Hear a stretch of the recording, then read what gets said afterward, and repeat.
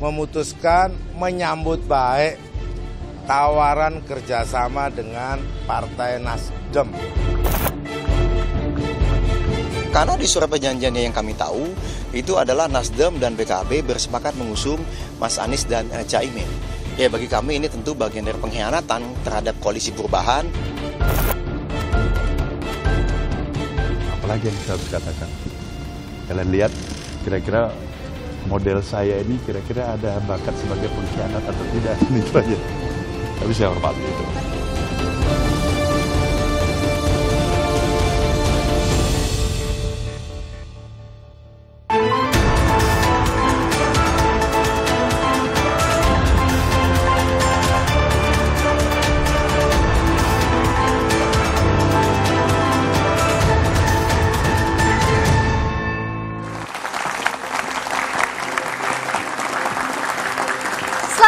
Saudara, Koalisi Perubahan untuk Persatuan akhirnya terancam bubar jalan. Prediksi sejumlah kalangan jika koalisi ini tak berumur panjang, sepertinya bakal menjadi kenyataan. Rencana kerjasama antara Partai Nasdem dan Partai Kebangkitan Bangsa membuat Partai Demokrat berang. Demokrat menuding Partai Nasdem berkhianat karena mengingkari piagam kesepakatan yang sudah diteken semua anggota Koalisi Perubahan. Partai Demokrat makin meradang. Karena kabarnya Anies Baswedan akan menggandeng Muhaimin Iskandar di Pilpres tahun depan. Padahal bakal capres Koalisi Perubahan itu dikabarkan sempat menjanjikan akan memilih Ketua Umum Partai Demokrat Agus Harimurti Yudhoyono untuk menjadi pasangan. Benarkah Koalisi Perubahan akan bubar di tengah jalan? Lalu akan kemana Partai Demokrat merapat jika memutuskan keluar dari Koalisi Perubahan? Kita akan membahasnya bersama sejumlah narasumber. Yang pertama, Herzaki Mahendra Putra, Koordinator Juru Bicara Partai Demokrat. Selamat malam, Mas Herzaki. Selamat datang. Juga sudah hadir Maman Abdurrahman, politisi Partai Golkar. Mas Maman, apa kabar? Selamat malam. Juga ada Laode Basir, Ketua Presidium Relawan Anies. Bung Laode, selamat malam. Dan sudah hadir pula lewat sambungan Zoom, Muhammad Hanif Dzakiri, Wakil Ketua Umum PKB. Selamat malam, Mas Hanif. Kami juga Selamat malam, Friska. Selamat malam, Mas Hanif. Terima kasih sudah hadir via Zoom.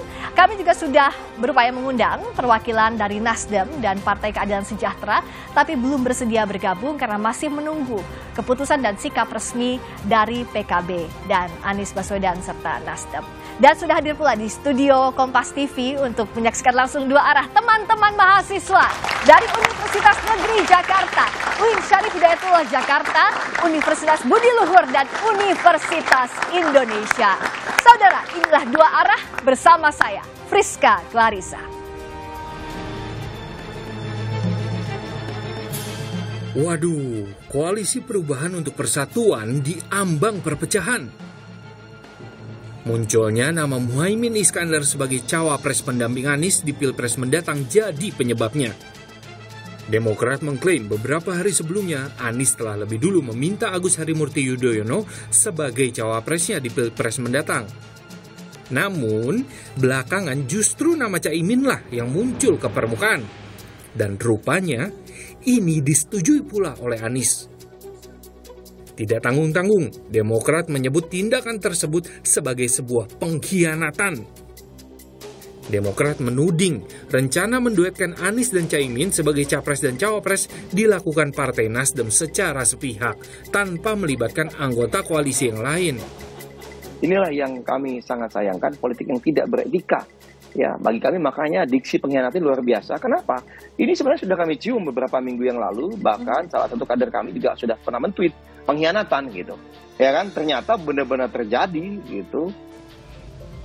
Sementara itu, Partai Nasdem melalui Ketua Umumnya Surya Paloh tidak membantah rencana Koalisi Perubahan menduetkan Anies dan Caimin di Pilpres mendatang. Pak Muhaimin Iskandar mendampingi Pak Anies jadi cawapres. Kemungkinan ke arah itu bisa saja terjadi. Tapi saya pikir belum terformalkan sedemikian rupa sampai menit ini. Jadi kita tunggu perkembangan 1-2 hari. Kabarnya keputusan itu sudah atas persetujuan Pak Surya. Kalau persetujuan dalam arti kata mengangguk-ngangguk aja kan, itu belum tuntas sepenuhnya ya. terkait nasib koalisi saat ini seperti apa? Sampai hari ini koalisi masih ada, ya. Masih ada. Besok pagi masih ada atau setengah ada, kita belum tahu juga. Nah, meski duet Anies dan Caimin belum resmi diumumkan, Koalisi Perubahan terlanjur gaduh. Kekecewaan disampaikan sejumlah tokoh Partai Demokrat melalui media sosial. Di sisi lain, PKS lebih berhati-hati menyikapi dinamika di dalam Koalisi Perubahan. Bentar lagi akan diumumkan. Pokoknya husnuzon dulu.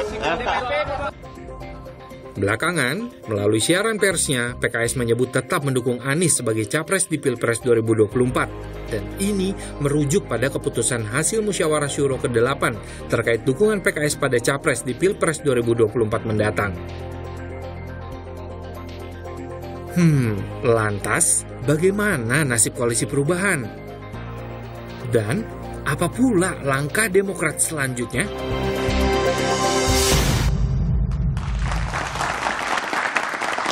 Kita juga sudah kehadiran panelis pada malam hari ini. Ada Adi Praitno, Direktur Eksekutif Parameter Politik Indonesia. Mas Adi, selamat malam. Selamat malam, Priska. Selamat malam semuanya. Selamat malam. Saya ke Bung Herzaki dulu. Demokrat begitu meradang. Keras juga apa yang disampaikan oleh Bung Herzaki, menganggap bahwa Mas Anies serta Nasdem itu berkhianat terhadap koalisi. Apa ini karena ibaratnya sudah sebar undangan, tapi menikahnya dengan mempelai yang lain? Jadi gini Mbak, kalau kami ini kan berpolitik berdasarkan value, ya, ada nilai-nilai yang kami jaga, ada etika politik, itu kan moralitas itu kan di atas dari sekedar apa yang tertulis gitu. Bahwa apa yang kita ucapkan, apa yang kemudian kita sepakati, itulah yang kami jalankan gitu. Dan kami berpikir hal yang sama juga dimiliki oleh teman-teman mitra koalisi lainnya, termasuk capres yang sempat kami usung. Ya, kami bilang sempat kami usung karena sudah dicabut tadi sore mandatnya dari kami ke Mas Anies Baswedan ya. Mengapa? Ya tadi berarti kita punya kesepakatan, kita duduk bareng, jalan bareng, yuk gitu. Ya, kita ikuti itu. Kita punya piagam, ayo kita jalankan piagam itu. Tapi yang menjadi masalah adalah kita udah 1 tahun lebih nih bersama, ya kan? 1 tahun lebih bersama, lalu mendadak yang namanya tadi Nasdem dan PKB ini, ya Nasdem mengajak PKB, apalagi PKB mengakui. Ya, nanti Mas Anies silakan sampaikan. Bagi kami sah-sah saja. Ya, kalau PKB sih kami tidak ada isu ya dengan Bang Hanif ya gitu, karena kan bukan teman koalisi, kan gitu. Nah, tetapi kan Nasdem melamar PKB. Namanya orang kalau dilamar, cocok, kan begitu. Iya kan? Tetapi di sisi yang lain yang kami sangat sayangkan nih, kita bicara mengenai etika politik yang tidak dimiliki oleh teman-teman di Nasdem. Bagaimana punya komitmen sama kami, lalu mendadak melamar ke tempat lain. Tidak ada komunikasi sama sekali. Sampai sekarang. Jadi, sederhananya begini Mbak gitu kan. Kami ini berpikir Mas Anies kan seharusnya penjaga moral bangsa ini. Menurut kami nih ya, pemimpin masa depan yang bisa dipegang kata-katanya, bisa dipercaya. Tapi kepercayaan kami hilang gitu. Dan kami pikir beliau ini pemimpin yang hebat, tapi ternyata tidak lebih dari petugas partai. Mengapa? Saya cerita nih, sedikit. 1 menit aja. Jadi, Alkisah beberapa malam lalu, ya, Pak Surya Paloh itu memanggil Mas Anies, ini ada kesepakatan. Itu tepatnya kapan tuh? Hari apa? Senin? Ya, itu tepatnya hari Selasa malam. Selasa malam. Di Nasdem Tower, kami diceritakan. Ya, berarti sehari setelah HUT-nya, PAN itu ya? Iya, gitu. Malam disampaikan ini ada kesepakatan, Nasdem dan PKB dukung Anies dan Caimin. Mau nggak? Kalau mau, ambil. Kalau nggak, ini batal. Kata Anies, tanpa pikir panjang, iya saya ambil. Padahal kan sudah punya komitmen nih sebelumnya dengan kami, PKS dan Demokrat. Kan tinggal, boleh nggak Pak? Saya kontak dulu lah teman-teman Demokrat. Itu tidak ada komunikasi terlebih dahulu? Tidak ada sama sekali. Dan yang ini yang kami lihat, kami pikir beliau beyond that gitu loh. Tapi ternyata yang selama ini, mohon maaf nih, pendukungnya Mas Anies kan selalu mengata-ngatai, mohon maaf, quote and quote, capres-capres lain, petugas partai, kan begitu. Loh mohon maaf, ini petugas partai juga loh gitu, ini kan ini menyedihkan. Nah ini, dan yang terakhir Mbak, yang kami sangat sedih dan kecewanya adalah, sampai dengan detik ini ya Mbak, tidak ada satupun telepon, WA Mas Anies ke Mas AHY. Padahal waktu Mbak Puan mau ketemu kami, ya, kami sampaikan ini mau ada ketemu, diskusi saja, Malam-malam nelpon, pagi-pagi Tapi sampai sekarang nelpon. tidak ada komunikasi Baru apa-apa. balik langsung datang, diskusi panjang lebar. Allah bersama Kamila, kita nih, kata ibu saya, kita nih cocok jadi capres dan cawapres. Kata ustadz saya, kita nih cocok jadi capres dan cawapres. Begitu udah ke pelaminan bawa yang lain, tahu? Yang lama pun dilupakan gitu. Ditelepon pun tidak gitu loh. Itu dilupakan. Di mana etikanya ini? Ini kami sayangkan. Itu kekecewaannya dari Bung Herzaki. Gimana etikanya kalau kata Bung Herzaki? Ya, terima kasih. Kalaupun itu ditanyakan kan sangat tepat adalah teman-teman sesama partai. Ya, pun dengan Mas Anies. Apa yang disampaikan oleh Bang Herzaki tadi kan masih sepihak juga dari Bang Herzaki. Ya, tentu ada waktu yang tepat, momentum yang tepat pasti akan berbicara. Saya hadir di sini ya saya sebagai relawannya Mas Anies. Juga menangkap apa yang terjadi di grup WA, di komunitas kami relawan, apa semua. Ya, suasana yang berkembang 2 hari ini ya banyak positifnya juga kan gitu ya. Positifnya saya ingin cerita begini. Kami relawan yang jumlah jejaring saat ini di seluruh Indonesia sekitar hampir 700-an lebih simpul. Ya, kemudian ada yang sudah juga sampai terbentuk di 516 kabupaten kota di sekian puluh ribu kecamatan, kemudian sampai ke tingkat bawah. Ya, memang variatif 2 gelombang besar lah kan gitu ya. Ada yang banyak mengkritisi kan ya. Kemudian tidak sedikit juga ya.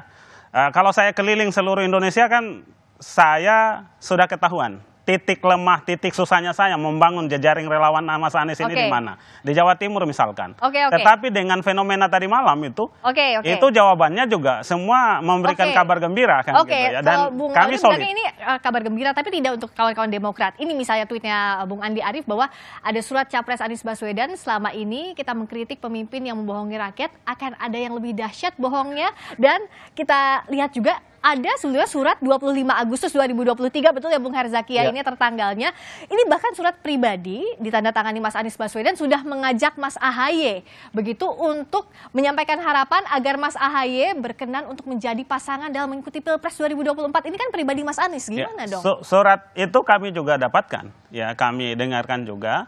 Artinya wajar kekecewaan kawan-kawan Demokrat? Kami anggapnya wajar. Dan kemudian juga kita juga di lingkaran kita juga bertanya, ya ibaratnya begini, orang pacaran lah gitu ya.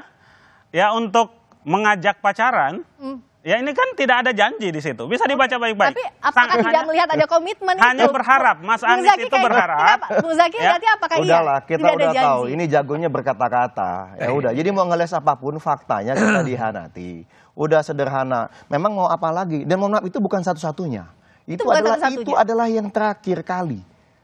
Terakhir kali 25 Agustus yang terbaru. Bayangkan 25 Agustus masih mengucapkan itu. Datang hari hari Kamis kan ke Nasdem. Jumat ketemu Pak SBY. Sabtu kemudian ketemu PKS. Itu pembicaraannya sama kok. Tidak ada narasi yang berbeda sepanjang cawapresnya AHY, kita persiapkan deklarasi, kita ingin secepatnya. Akhirnya Pak Surya Paloh, saya ingat banget Kamis itu, saya diceritakan oleh tim 8 kami maupun dari tim 8 yang lain. Ya, sebenarnya kalau ada teman yang lain boleh, tahu-tahu dia mau membantah, saya akan ngasih faktanya, kan begitu. Bahwa ya seperti itu, bahwa ya udah tim 8 lah, siapkan deklarasinya, silakan di awal bulan, silakan. Ya udah, seperti itu gayanya. Ini bukan semata-mata ngajak pacaran doang kata Mas Laude tadi. Ya nggak apa-apa, silakan. Kita kan begini, katanya ngajak pacaran, saya agak bingung juga, berpasangan dengan ngajak pacaran tuh agak bingung. Silakan kalau misalnya memang jago berkata-kata, kita tahu kok.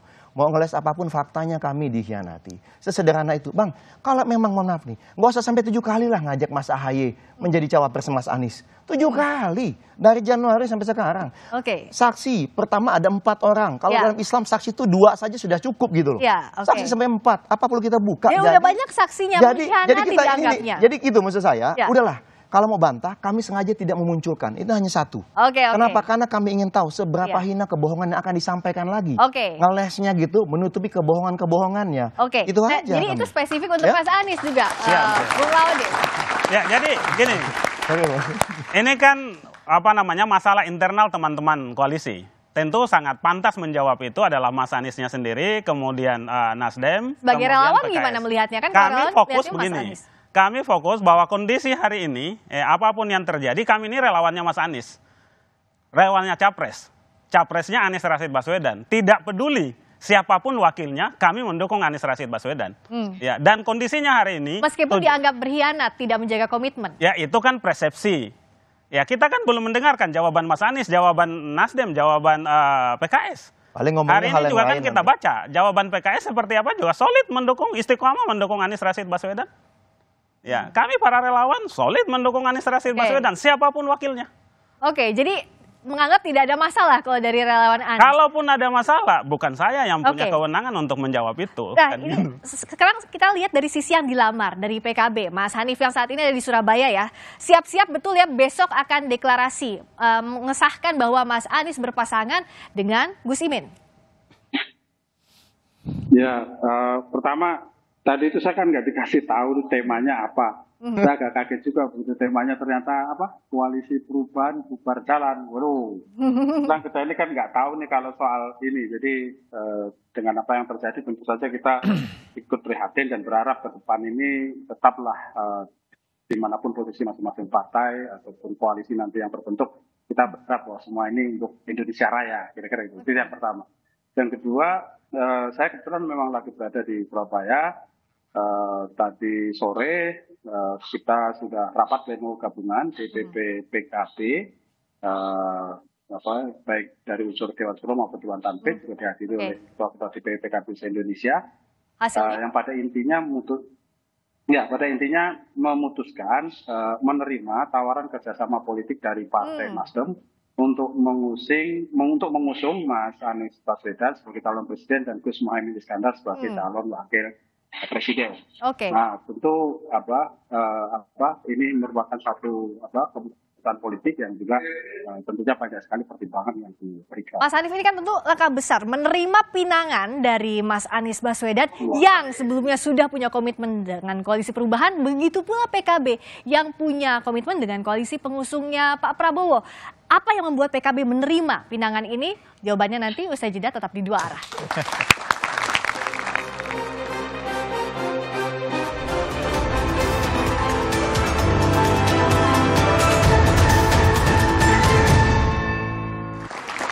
Kita lanjutkan lagi, saya mau tanya ke PKB, ke Mas Hanif. Ibaratnya kan kalau udah ada piagam kerja sama masing-masing, udah bukan pacaran lagi, udah tunangan itu masing-masing. Antara Gus Imin juga Mas Anies, kok PKB mau menerima pinangannya? Jadi gini, kalau soal rumah tangga orang lain itu kan kita nggak ngerti ya.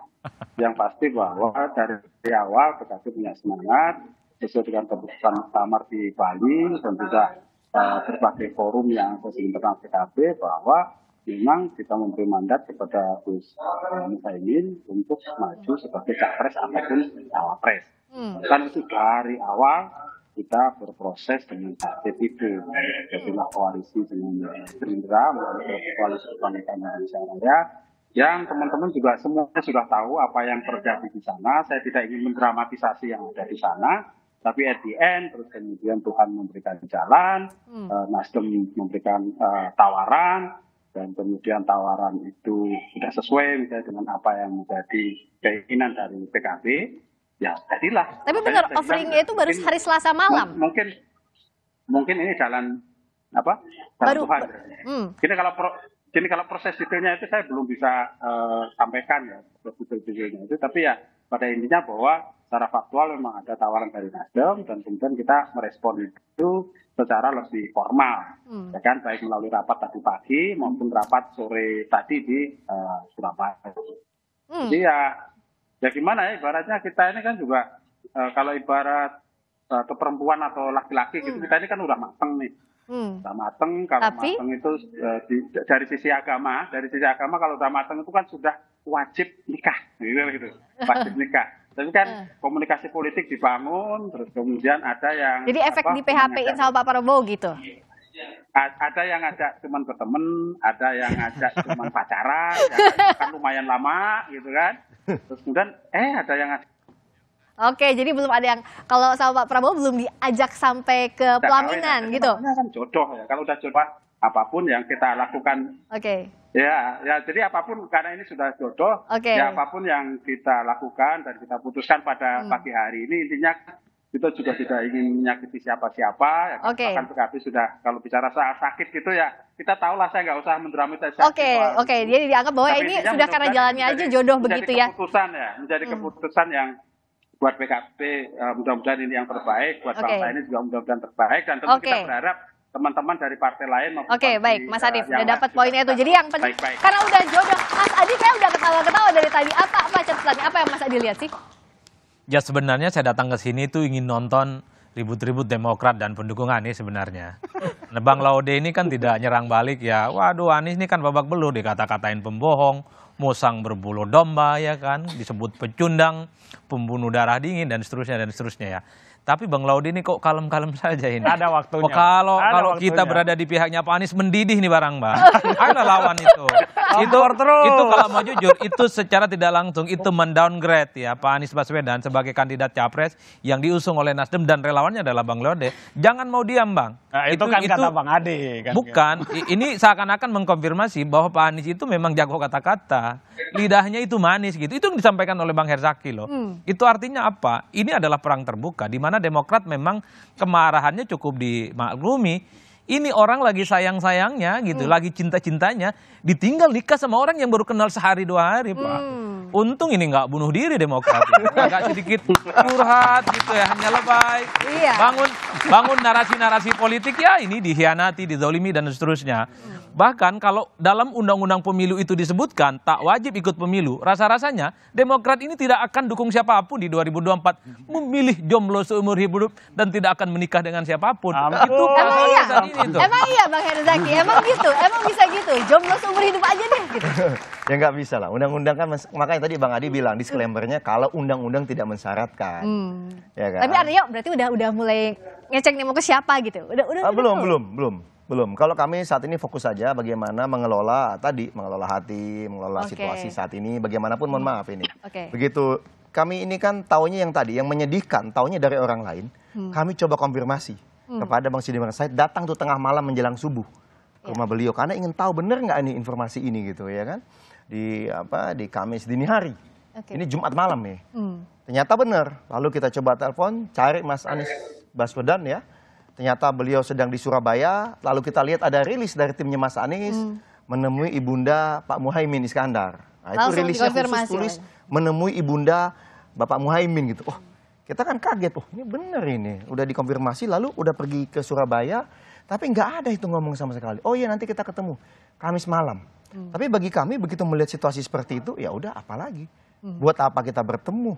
Ya kita telepon karena sudah jelas kemana sikapnya. Ya kan, telepon ternyata pertanyaannya sederhana aja. Benar ya Pak Anies? Udah kesepakatan baru. Nasdem dan PKB mengusung Anies dan Pak Muhaimin. Iya benar. Jawabannya ya, Oh enggak, ini pasti lagi. Berarti ini ya kesepakatan baru Pak Presiden Pak Muhaimin kan gitu. Iya benar gitu. Ya udah makasih kita tutup langsung teleponnya. Nah. Jadi kalau Demokrat ya sudah tahu posisinya di mana sejak hari itu ya. Bu Zakinya udah tahu secara de facto. Ya sudah. Secara de facto sudah tahu. Sudah bentuk koalisi baru. Ya. Sudah pergi dari rumah kami katakanlah begitu. Ya jadi sudah jelas sikapnya. Tapi kalau dari yang ditinggalkan berikutnya oleh PKB, Golkar gimana sih lihat kondisinya selama ini dari hari Senin aja tuh. Kayaknya itu jadi momen yang bikin Gus Muhaimin akhirnya ya udahlah. Cabut aja deh dari Koalisi Indonesia Maju. Emang selama ini sejak Golkar masuk ke KIM ada masalah dengan PKB? Nggak ada. Jadi gini Mbak, saya tidak ingin masuk ke dalam perdebatan yang tidak terlalu penting. Karena itu ranahnya internal Partai Demokrat, ranahnya teman-teman Nasdem, dan ranahnya PKB. Poin kita hari ini adalah bahwa Golkar bersama-sama dengan Gerindra, PAN dan yang awalnya PKB juga sudah mengambil jalan pilihannya sendiri, itu hak internal PKB. Jadi bagi kami sekarang kami ingin hanya fokus pada satu hal. Apa itu? Apa sih yang menjadikan dasar Golkar itu memutuskan untuk bergabung dengan Pak Prabowo? Dari beberapa kali saya ke media-media dan terakhir saya di Kompas saya bilang bahwa Pak Prabowo itu yang paling kuat calon presidennya. Bukan hanya sekedar dari elektabilitas karena beliau ketua umum partai. Ini yang kita bilang bahwa kita ingin memberikan sebuah edukasi politik positif kepada publik bahwa memimpin negara kita tidak bisa hanya sekedar melihat faktor elektoral dan popularitas si kandidat. Banyak hal-hal yang harus dilihat pasca kalau dia terpilih. pelajaran 10 tahun yang kita lihat pada Pak Jokowi, beliau sudah sangat luar biasa hebat. Namun ada satu handicap yang dimiliki oleh Pak Jokowi, karena beliau bukan ketua umum partai. Akhirnya ada satu handicap yang dibutuhkan oleh Pak Jokowi dalam mengambil sebuah langkah-langkah kebijakan beliau sebagai kepala negara, itu membutuhkan dukungan kekuatan parlemen ataupun dukungan kekuatan partai. Ini yang memang menjadi kepentingan dan kebutuhan Partai Golkar, dan ingin saya sampaikan bahwa itu yang membuat Golkar memutuskan bahwa presiden ke depan harus Prabowo Subianto. Dengan siapapun berkawannya ditinggalkan oleh PKB pun tidak masalah. Yang notabene adalah ketua umum partai. Terlepas bahwa PKB memutuskan mau keluar dari koalisi, kembali lagi bagi kami, Partai Golkar itu hak internal PKB. Tapi bagi kami istiqomah pada spirit besar apa yang dibutuhkan bangsa ini 10 tahun ke depan. Kita lihat contoh hari ini kepada seorang Anies Baswedan. Pada Anies Baswedan boleh. Publik mengatakan bahwa Anies Baswedan memiliki kelebihan, memiliki kekurangan. Tapi satu hal yang paling fundamental, Anies Baswedan tidak bisa memiliki satu legitimasi politik karena beliau bukan ketua umum partai. Itu dari sikapnya Golkar pada pilihannya. Artinya apa? Yang saya mau sampaikan bahwa memilih calon presiden, memilih calon wakil presiden, kita memilih pemimpin nahkoda kapal besar Indonesia ke depan yang tidak bisa hanya sekedar diteropong dari satu sudut pandang elektoral maupun popularitas semata. Karena kalkulasi politiknya sangat kompleks. Maka dari itu Partai Golkar konsisten pada semangat itu. Jadi kita nggak mau terjebak nih Mbak pada sebuah perdebatan-perdebatan. Ya ini biarkan publik melihat.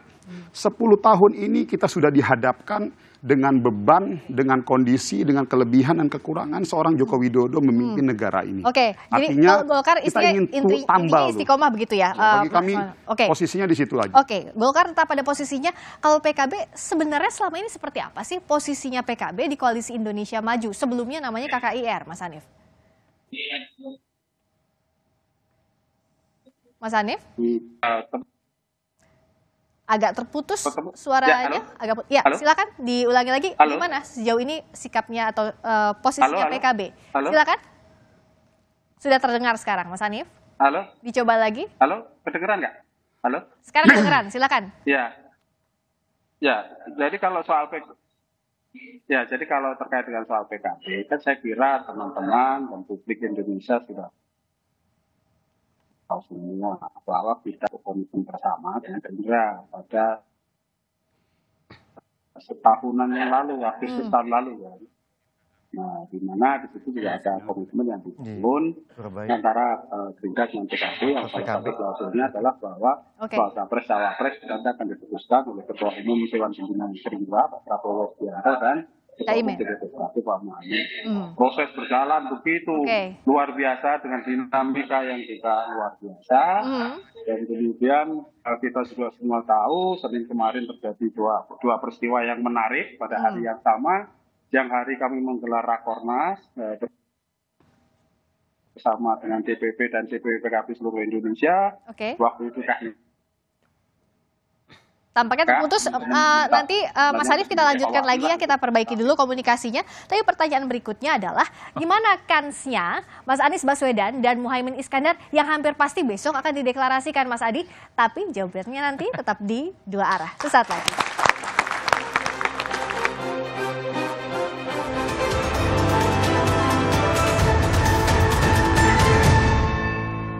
Pak Muhaimin Iskandar. Mendampingi Pak Anies jadi cawapres. Kemungkinan ke arah itu bisa aja terjadi. Tapi saya pikir belum terformalkan sedemikian rupa sampai menit ini. Jadi kita tunggu perkembangan 1-2 hari. Tapi kabarnya keputusan itu sudah atas persetujuan Pak Surya. Kalau persetujuan dalam arti kata mengangguk-ngangguk aja kan itu belum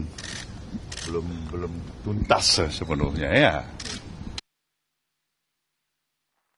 Jadi tampaknya kode sudah disampaikan oleh Pak Surya Paloh soal wacana atau yang sekarang sudah jadi rencana hampir dipastikan nih Mas Anies dengan Gus Imin. Sebenarnya kansnya gimana sih Mas Adi?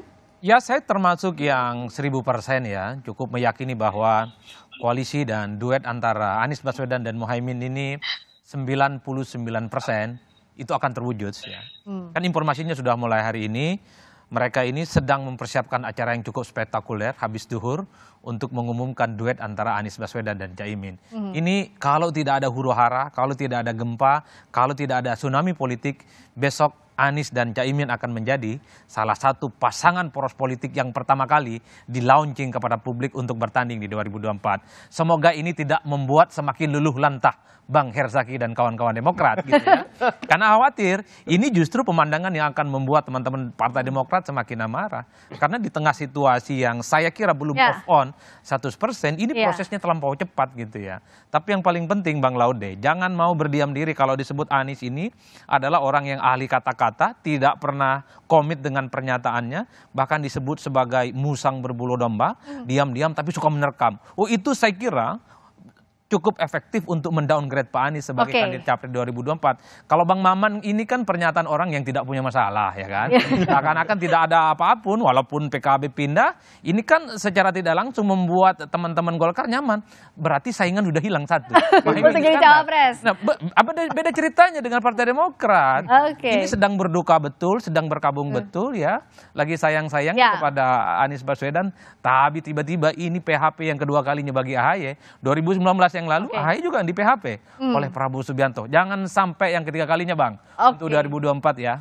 Nah iya, pesannya tuh jangan sampai di PHP ketiga kalinya. Tapi kalau tadi kan posisinya Demokrat di Koalisi Perubahan sudah disampaikan juga oleh Bung Andi Malarangeng bahwa sudah keluar dari Koalisi Perubahan, yang sudah putus lah ya. Biasanya tahapan putus itu kan marah, menerima, lalu memutuskan move on kemana. Udah kebayang belum move onnya kemana? Pertama gini, sebenarnya kita tidak keluar. Koalisi Perubahan itu sudah bubar karena sudah ada sengkuni kan, atau yang kami ini kan udah dihianati. Yang teman sejalan nggak taunya jadi jalan sendiri dengan yang lain. Nah, ini kan sederhana. Jadi bukan kami keluar ini diksinya tidak tepat. Jadi apa jadi? Bahwa bubar, udah bubar otomatis dong. bubar. Karena kita sepakatnya 3 partai, ada apa-apa bersama kita diskusikan. Tahu-tahu dia jalan sendiri, dia punya kesepakatan sendiri, tanpa melibatkan, tanpa ada informasi dan tanpa diskusi sama sekali. Dan tadi yang saya sampaikan, sampai hari ini aja tidak ada komunikasi secara langsung. Tapi udahlah, kalau jadi bagi kami, kemananya udah kebayang belum? Kalau yang paling possible kemana? Ya kalau dari kami kemananya itu kita lihat di mana pemimpin yang kami rasa sudah pasti bisa dipercaya, bukan berjanji bicara apa, lalu kenyataannya apa. Kan begitu, ya kan? Yang kami yakini benar-benar punya komitmen, kalau misalnya ingin melakukan perbaikan, benar-benar terus melakukan perbaikan. Bukan katanya mau ada perubahan, tapi gabungnya status quo juga. Kan begitu, ya kan? Kalau kami lebih fokus kepada itu, bagaimana yang terbaik. Tadi disampaikan oleh Pak SBY, di dalam tadi ya, sidang Majelis Tinggi tadi, bahwa kita, ini kan ada rakyat yang menginginkan perubahan. Dan mohon maaf, kali ini mereka patah arang. Jelas kok patah arang. Oh Pak Surya Paloh habis mau ngumumin sepakat Anies Muhaimin langsung ke istana kok gitu ya kan. Katanya selama ini poros yang berbeda dari istana katanya. Berarti ya udahlah gitu kan. Jangan ngaku-ngaku lah poros beda. Berarti perubahan berat nih kami akuin. Tapi kami akan terus berjuang, Demokrat ya, kita akan lihat.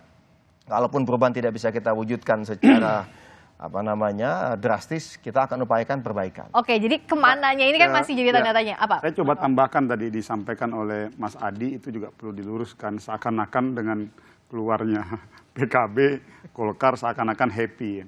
Justru kami Mbak, dalam pendekatan politik kami itu justru koalisi harus besar. Semakin banyak yang bergabung di kita, koalisinya, itu peluang kita untuk benang itu kan semakin bagus. Jadi sikapnya Golkar sebenarnya artinya gimana? Warna-warna kelompok di koalisi itu semakin memberikan dinamisasi positif di internal gitu. Jadi kalau ditanya kepada kami, ya sejujurnya kita kehilangan. Tapi ya namanya ini hak internal masing-masing partai, kita nggak bisa mencampuri dong, karena masing-masing partai kan juga punya strategi, punya kepentingannya masing-masing. Jadi artinya dalam konteks itu kita menghargai. Kita menghormati keputusan yang sudah diambil oleh PKB, tapi kalau dikatakan bahwa kita merasa kehilangan, harus kita akui kita merasa kehilangan. Sempat pamit nggak sih PKB ke Maka dari Golkar? itu, kami harus sampaikan pada Mbak, ya makanya kalau memang teman-teman Demokrat dengan ini, ya mari bergabung. Langsung dipropos di sebelah. Langsung dipropos. Gercep juga ini. Ini di fotonya bisa jadi ini memang sahabat Mbak, ini kan senior saya di Dapil. Jadi artinya gini loh Mbak, bagi kami semakin besar koalisi itu semakin positif. Karena dinamika, bahkan seperti ini Mbak, kami Golkar mendorong ketua umum kami menjadi calon wakil presiden. Tapi kita juga memberikan ruang kepada siapapun. Ya monggo aja dibuka. Kalau memang ada kandidat-kandidat yang lain, ya kita siap. Poinnya tapi tadi ya, kalau Mas Ahaye nanti masuk pun momen tetap mendorong memberikan proposal kepada koalisi ini sebagai cawapres, sah-sah saja namanya memberikan tetap proposal. Usaha sama yang sebelahnya, tapi intinya kalau tetap PKB ingat satu hal, sampai hari ini di koalisi kita bersepakat bahwa keputusan itu harus diputuskan bersama. Keputusan harus bersama-sama. Nah kalau Mas Hanif, betul kan malam hari ini Pak Prabowo ketemu sama Gus Imin, apa yang sudah dibahas, apa hasilnya? Apa sudah resmi pamit dari Koalisi Indonesia Maju atau seperti apa posisinya PKB sekarang di Koalisi Indonesia Maju? Sebentar, sebelum saya respon itu, saya ingin sedikit klarifikasi dari yang disampaikan oleh Mas Maman tadi soal PKB keluar itu. Saya mau cerita sedikit bahwa sejak awal PKB sudah punya target politik dari hasil muktamar dan seluruh mekanisme pengambilan keputusan yang ada di PKB bahwa Gus Muhaimin harus menjadi capres atau cawapres. Itu mandat muktamar dan seluruh forum-forum permusyawaratan partai. Yang kedua, dari Agustus tahun lalu, mungkin tepatnya 1 tahun 15-an hari gitu, itu kita sudah mengikat komitmen bersama dengan Gerindra, ada koalisi kebangkitan Indonesia Raya, di mana salah satu komitmennya adalah capres cawapres. Untuk koalisi ini nanti akan diputuskan oleh Pak Prabowo Subianto dan Gus Muhaimin Iskandar. Yang ketiga, bahwa kalau kita lihat peristiwa Senin kemarin, ada 2 peristiwa. Pada saat itu ada Rakornas DPP PKB dengan DPW PKB seluruh Indonesia, di mana dalam Rakornas itu teman-teman DPW ada juga yang punya pikiran untuk mengevaluasi karena udah pacaran setahun tapi nggak dikawin-kawin. Tapi Gus Muhaimin ya kan pada kesempatan itu kekeh dan itu juga disampaikan kepada publik bahwa bersama dengan koalisi kebangkitan Indonesia Raya tetap komitmen dengan apa yang sudah disepakati dengan Gerindra di Sentul, kan itu. Jadi Caimin masih tegas tuh. Nah, pada siang hari kan itu Senin. Malamnya kemudian di harlahnya PAN, ya kan? Tiba-tiba nama koalisi berubah. Gitu. Betul, jadi di situ kan ya awal mulanya. Nah kalau kayak gitu kan ya jangan bilang dong kita keluar, maaf. Jadi kalau saya mau dramatisasi sih bisa, untuk menunjukkan sakitnya bisa, cuma saya kan nggak mau dramatisasi kayak gitu. Tapi poinnya adalah bahwa dinamika itu terus terjadi dan pada akhirnya kemudian ketika ada tawaran dari Partai Nasdem untuk menyandingkan Pak Anies Baswedan dengan Gus Muhaimin sebagai pasangan capres-cawapres, ini kan sesuai juga dengan apa yang memang dikehendaki PKB sejak awal. Tapi betul Mas Hanif bahwa Pak Prabowo sama Gus Imin ada komunikasi, sudah bertemu malam hari ini. Saya mendengar begitu, tapi soal ketemunya atau belum saya belum tahu karena saya kebetulan belum update karena saya ini urusan nama Kompas ini jadinya belum update yang terbaru. Masa nggak bisa sambil handphone? Kan dilaporin terus masa? Enggak kan kita ini fokus banget kalau urusan nama Kompas TV. Tapi poinnya gini, poinnya kalau buat PKB itu, PKB kan berusaha terus menjaga hubungan baik dengan semua partai. Ya kan?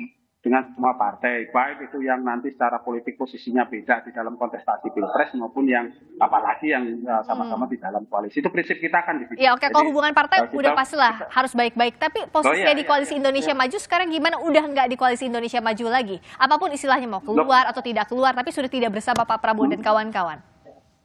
Ya kalau saya sih pada intinya bahwa secara faktual kita ini sudah menerima tawaran kerjasama politik dari Partai Nasdem. Sementara selama setahun terakhir ini kan ya kita semua tahu gitu loh. Kita ini sudah jelas-jelas, kalau saya bilang tuh gini, kita ini udah lama bilang kita ini pengen nikah. Karena kita ini kalau menurut hukum agama udah wajib nikah. Kalau enggak malah jadi masalah gitu. Wajib nikah. Nah tapi kan benar ada yang cuma ngajak berteman, ada yang cuma ngajak pacaran, lalu kemudian nggak dikawin-kawin, terus kemudian begitu ada yang ngajak nikah. Ini kan sama-sama setahun pacaran masing-masing, tapi jadinya sama yang ini. Tapi kan baru ketemu beberapa hari, emang yakin setia? Loh, itu kan namanya jodoh. Kan banyak juga kalau bicara soal begitu, kalau Tuhan sudah jodoh itu pasti yang terbaik lah, namanya juga Tuhan kok. Tapi yakin bahwa ini udah jodoh, betul? Kenapa? Yakin bahwa ini jodohnya yang tepat? Mudah-mudahan ini menjadi jodoh yang tepat. Yang pasti bahwa kita sudah menerima tawaran kerjasama politik dari Partai Nasdem kan itu. Ini sudah kita putuskan per hari ini. Gitu. Dan terus ya udah kita jalannya aja yang terbaik ya. Kita doakan yang lain juga mendapatkan yang terbaik juga. Kira-kira kan gitu. Jadi Oke, sekarang udah pasti menjemput jodohnya masing-masing kayaknya dari sikap masing-masing. Nah, tapi kalau dari relawan sekarang gimana nih? Apakah siapapun cawapresnya tegak lurus bahwa Anies bakal calon presidennya, tapi gimana untuk konsolidasi relawan, suara relawan ini? Jawabnya nanti tapi, Bung Laude, usai jeda di Doa.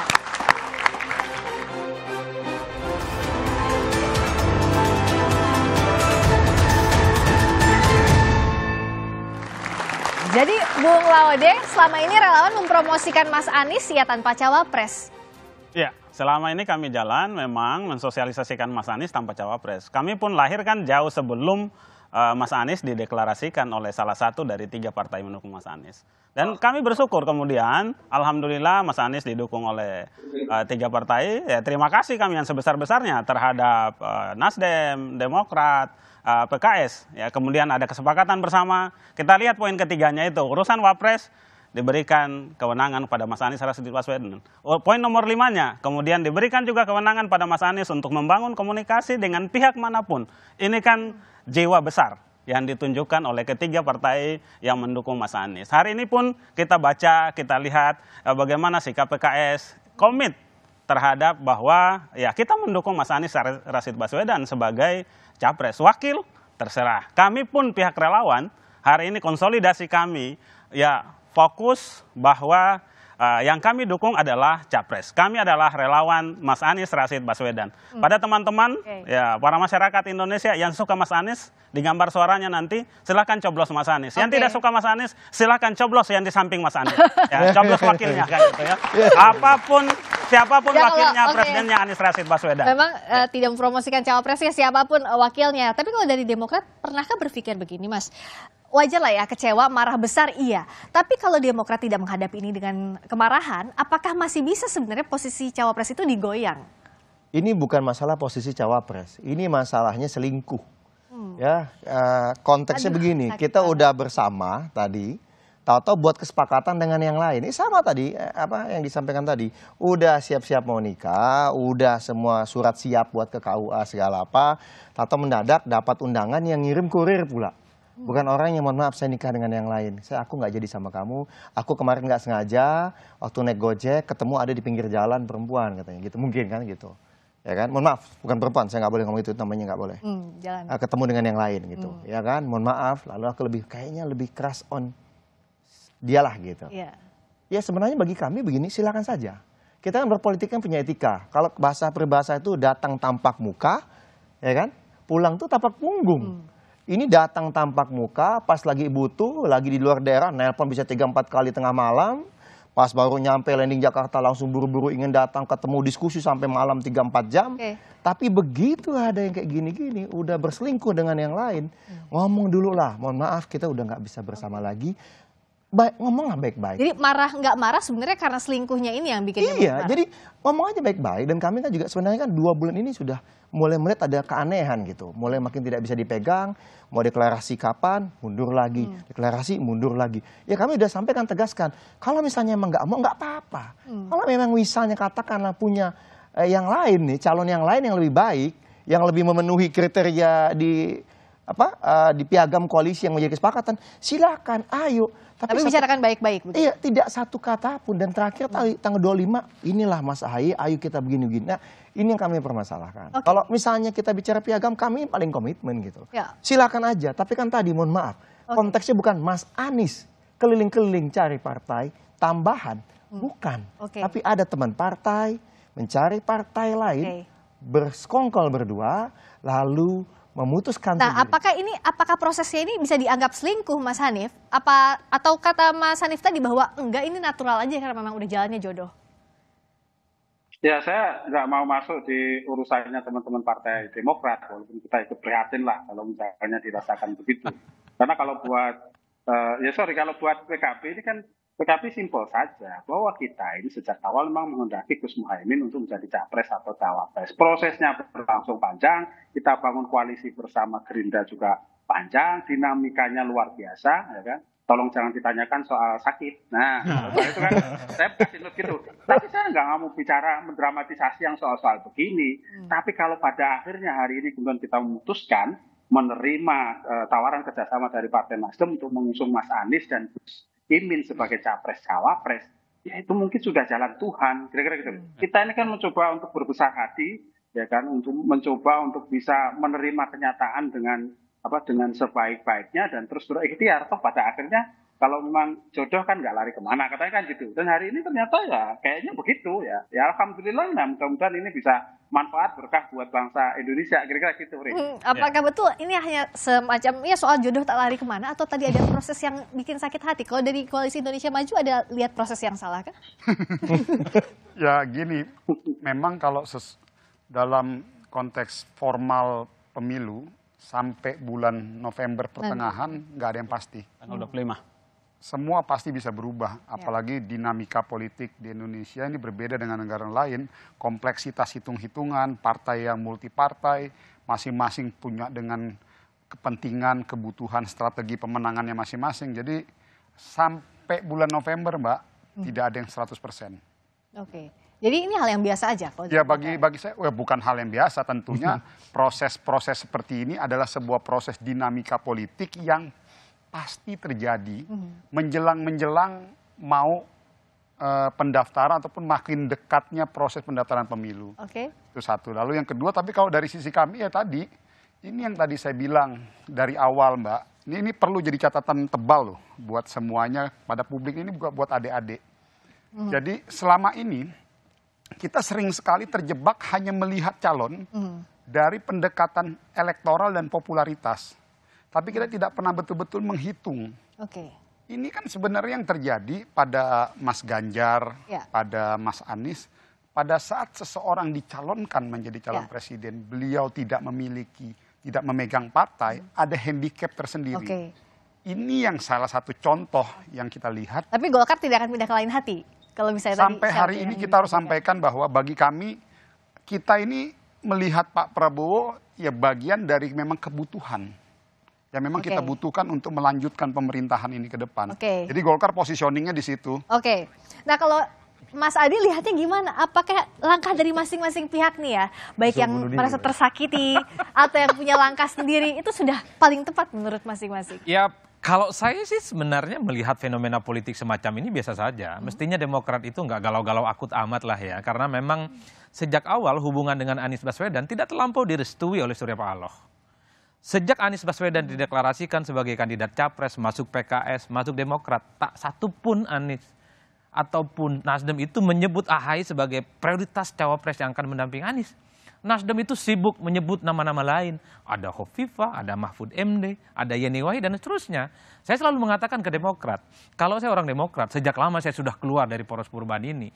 Ini efek dari cinta buta ya, dari Demokrat, dari AHY kepada Anies yang jelas-jelas tidak direstui. Ketika kemudian Anies memutuskan berkoalisi, berkawin dengan Caimin, ya cintanya seperti sekarang, Mbak. Semelehoy.